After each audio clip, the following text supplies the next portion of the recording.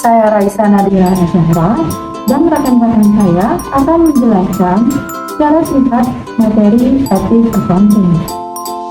Kalian udah pada tahu belum apa sih etika itu dan bagaimana etika dalam akuntansi? Yuk disimak. Definisi etika.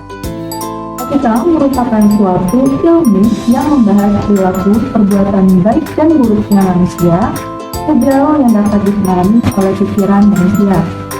Dalam bahasa Yunani kuno, etika atau dikenal sebagai etikos berarti timbul dari kebiasaan di mana cabang utama berbakat yang mempelajari nilai atau kualitas yang menjadi studi mengenai standar dan penilaian moral manusia. Pokok bahasan sebuah etika ini mencakup analisis dan penerapan konsep seperti benar, salah, baik, buruk, dan tanggung jawab seseorang. Nah, setelah mengetahui definisi dari etika itu sendiri, kalian juga perlu tahu apa sih etika dalam akuntansi itu. Etika akuntansi atau ethics accounting yaitu suatu ilmu yang membahas perilaku, perbuatan baik dan buruknya manusia sejauh yang dapat dipahami oleh pikiran manusia terhadap pekerjaan yang membutuhkan pelatihan dan penugasan pada suatu pengetahuan khusus sebagai seorang akuntan. Nah, etika dalam kode etik profesi merupakan kaidah-kaidah yang menjadi landasan bagi eksistensi profesi dan sebagai dasar terbentuknya kepercayaan kepada masyarakat.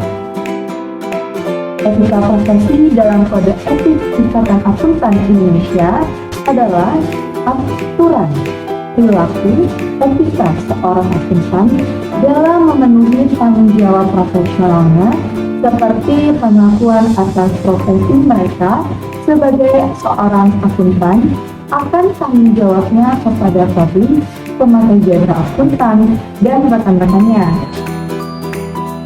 Etika profesi dalam kode etik Ikatan Akuntan Indonesia ini memandu para anggotanya dalam memenuhi tanggung jawab profesionalnya yang menjadi suatu landasan dasar perilaku etika maupun perilaku profesionalnya. Halo teman-teman, saya Hafiz Rizky akan menjelaskan secara singkat apa itu prinsip akuntansi dan tujuan etika bidang akuntansi. Kalau belum tahu, yuk cari tahu bersama-sama. Adapun prinsip-prinsip dalam akuntansi. Yang pertama, tanggung jawab profesi, kepentingan publik, integritas, objektivitas, kompetensi dan kehati-hatian profesional, kerahasiaan, perilaku profesional, standar teknis, dan terakhir ada akuntan yang profesional. Terus ada tujuan dan fungsi etika dalam bidang akuntansi. Beberapa fungsi etika profesi akuntansi adalah memberikan laporan dan menyajikan data yang benar tentang perusahaan, membantu penegakan hukum, mencegah adanya kecurangan akuntansi, mengajarkan tentang tanggung jawab dan kewajiban moral kepada akuntan auditor, dan terakhir mengenali masalah akuntansi yang berkaitan dengan etika. Assalamualaikum warahmatullahi wabarakatuh. Perkenalkan, nama saya Fian Febriani dengan NIM 0103138192418. Di sini saya akan menjelaskan materi mengenai macam-macam profesi akuntan. Adapun 4 macam-macam profesi akuntan. Yang pertama, akuntansi pemerintah, yang kedua akuntan publik, yang ketiga akuntan pendidik, dan yang terakhir adalah akuntan perusahaan. Selanjutnya saya akan menjelaskan materi mengenai bagaimana tujuan dan teknisi profesi akuntansi. Seluruh kegiatan harus mengikuti standar teknisi dan standar profesional yang relevan dan sesuai dengan etika profesi. Akuntansi berkewajiban untuk melaksanakan penugasan dari penerima jasa. Sejalan dengan penugasan tersebut harusnya sesuai dengan prinsip integritas dan objektivitas. Dan teknisi dan standar profesional yang harus ditaati oleh anggota haruslah sesuai dengan standar IAI atau Ikatan Akuntansi Indonesia dan peraturan perundang-undang yang relevan. Assalamualaikum warahmatullahi wabarakatuh. Kali ini saya akan membahas tentang penelitian yang berjudul The Effect of Auditor Independence and Ethics on Audit Quality with Audit Fee as a Moderating Variable in Public Accounting Firms in Medan. Yang pertama itu ada pendahuluan. Perusahaan itu memerlukan jasa akuntan publik dan pihak terkait untuk memeriksa kewajaran laporan keuangan. Hasil pemeriksaan akan menghasilkan opini akuntan publik yang digunakan untuk pengguna laporan keuangan eksternal dan internal perusahaan untuk mengukur apakah pengelolaan keuangan perusahaan telah berjalan dengan baik dan mengikuti standar yang telah berlaku. Lalu yang selanjutnya itu ada literatur review. Menurut Quena dalam Sakina menyatakan bahwa independensi itu berpengaruh positif terhadap kualitas audit. Semakin tinggi sikap independen seorang auditor, maka semakin baik kualitas audit yang dihasilkan. Adapun menurut Putu dan Gede dalam Krisdawanti itu menyatakan bahwa etika profesi berpengaruh positif terhadap kualitas audit, di mana semakin tinggi etika profesi yang dijunjung editor, maka kualitas audit akan semakin baik. Lalu yang selanjutnya itu ada metode. Penelitian ini dilakukan pada kantor akuntan publik di Medan. Penelitian ini dilaksanakan pada bulan Oktober 2020 sampai dengan April 2021. Populasi dalam penelitian ini adalah seluruh auditor yang bekerja pada kantor akuntan publik di Medan. Penelitian ini menggunakan teknik purposive sampling sebagai penentu sampel. Purposive sampling adalah pengambilan sampel dengan kriteria berupa pertimbangan-pertimbangan tertentu.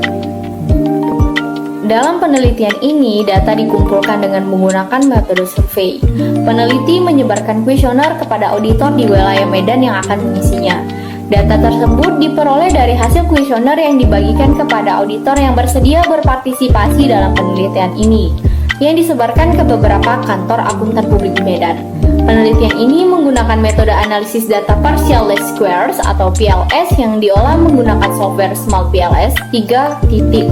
Partial least squares adalah Analysis Structural Equation Modeling atau SEM, berbasis varian yang dapat mengevaluasi model pengukuran dan model struktural secara bersamaan. Analisis partial least square ini adalah teknik statistik multivariat yang melakukan perbandingan antara variabel dependen dan variabel bebas. Hasil dan pembahasan. Yang pertama itu ada analisis deskriptif. Jadi hasilnya itu statistik deskriptif ini akan memberikan gambaran nilai minimum, maksimum, rata-rata tomean, median, dan standar deviasi dari variabel-variabel yang digunakan dalam penelitian ini. Berikut adalah tabel yang menunjukkan penyajian umum data variabel dari variabel-variabel yang digunakan dalam penelitian ini. Berdasarkan dari perhitungan statistik deskriptif pada tabel 1 di atas dapat dijelaskan sebagai berikut. Yang pertama, variabel independen memiliki ukuran sampel 70 dengan nilai minimum 25 dan nilai maksimum 40, sedangkan mean nilainya 33,643, nilai median 33 dan nilai standar deviasi 3,019. Yang kedua, variabel etika auditor memiliki ukuran sampel 70 dengan nilai minimal 25 dan maksimal 40, sedangkan mean 32,971 dan nilai median adalah 33 dan nilai standar deviasi adalah 2,782. Terus selanjutnya ada variabel kualitas audit memiliki ukuran sampel 70 dengan nilai minimum 16 dan nilai maksimum 29. Sedangkan mean nilainya 24,229, nilai median 25, dan nilai standar deviasi adalah 2,179. Variabel audit fee memiliki ukuran sampel 70 dengan nilai minimum min 39 dan nilai maksimum 39, sedangkan meannya nilai 33,471, nilai median 34 dan nilai standar deviasi itu 2,633. Lalu dapatlah hasil yang kedua, yaitu evaluasi model dalam. Evaluasi model struktural itu dilakukan untuk memprediksi hubungan antar variabel dalam penelitian. Evaluasi ini akan menjelaskan seberapa besar kemampuan variabel independen dalam menjelaskan variabel dependen atau biasa disebut dengan R-square. Hasil evaluasi model struktural atau inner model ini dapat dilihat pada tabel yang kedua. Berdasarkan tabel 2 di atas, terlihat bahwa nilai R-square itu sebesar 0,103 atau 10,3%. Nilai ini menunjukkan bahwa kemampuan variabel independen yaitu independensi, etika auditor, interaksi independen dengan free audit, dan interaksi antara etika auditor dan free audit dalam menjelaskan variabel dependen itu, kualitas audit adalah 10,3%. Sedangkan sisanya 89,7% dijelaskan oleh variabel lain yang tidak diteliti dalam penelitian ini.